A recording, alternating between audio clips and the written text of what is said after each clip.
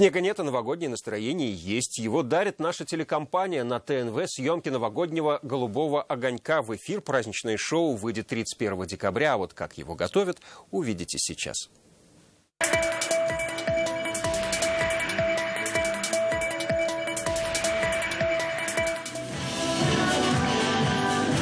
Вечерние наряды и много песен. Все, что зрители увидят в новогоднюю ночь, готовят уже сейчас на ТНВ «Голубой огонек». Кто-то уже на сцене, другие только готовятся.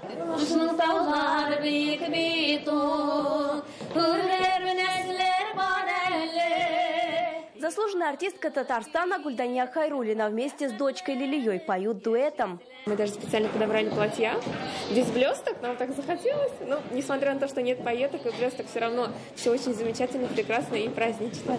Лауреаты Вагаповского фестиваля Азат Абитов и Гульсерень Абдулина признаются, «Голубой огонек» – мечта детства. А тут праздник могли и пропустить. Пару дней назад мы оба болели, и сегодня, когда увидели все эти елки, гирлянды, Деда Мороза, мандаринки, появилось сразу чувство Нового года.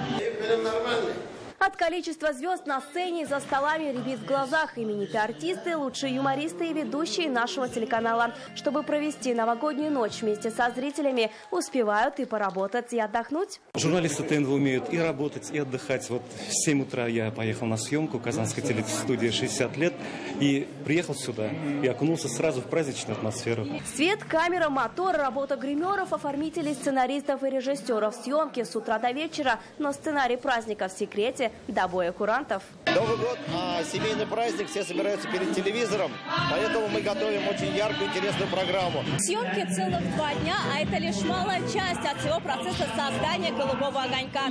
Полную версию праздника смотрите в новогоднюю ночь 31 декабря на нашем канале. Вероника Гайнутдинова, Вадим Ларионов, ТНВ, Казань.